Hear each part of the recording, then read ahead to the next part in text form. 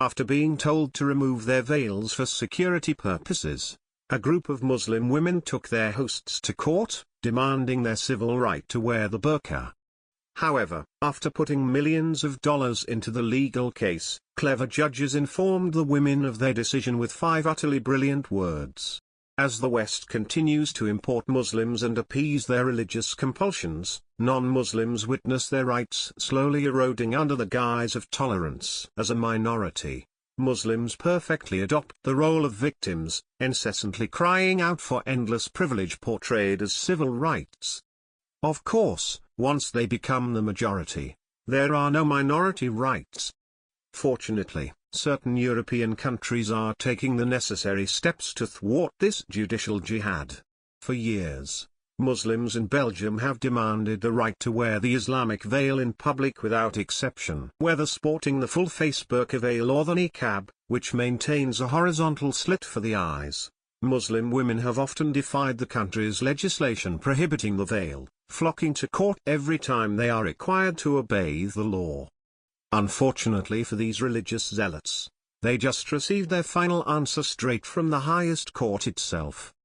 Daily Mail reports that after a years-long legislative battle, the European Court of Human Rights has ruled to uphold Belgium's ban on wearing the religious veil in public. The court not only ruled that the Islamic veil is not a human nor civil right but informed the Muslim minority that outlawing it is necessary in a democratic society.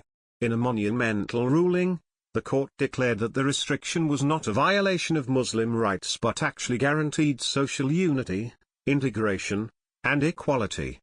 The announcement is a major decision stemming from Belgium's banning of the full-face veil in June 2011, which illegalized appearing in public with a face masked or hidden, in whole or in part, in such a way as to be unidentifiable. The case was raised by Muslim women Samia Belkacemi, who holds Belgian citizenship, and Yamin Oussar, a Moroccan national.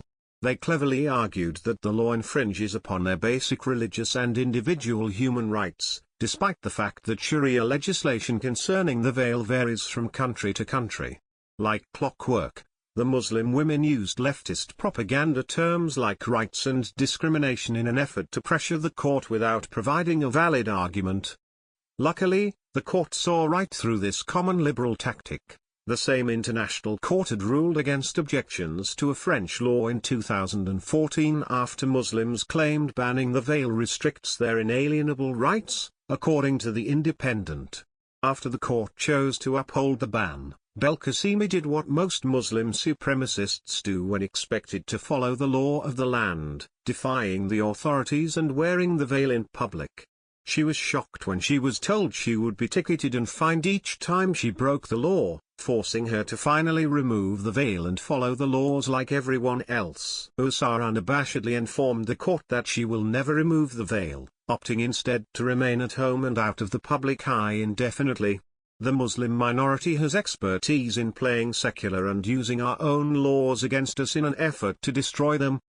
These social jihadists use one of Islam's most prominent symbols of misogyny and female oppression to hypocritically demand their right to wear it, while their sisters living under Sharia law often have no choice.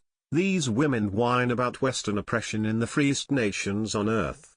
Ever since Muhammad declared in the Quran that men are to order women to cover themselves because of the gender superiority of men, Muslim and non-Muslim women alike have fought for their right to remove the veil or hijab. Shamefully, we now have Muslim women enjoying our exceptional freedoms only to demand that we allow them to live in oppression once again. Please share the story and tell us what you think by clicking one of the buttons below. We want to hear your voice.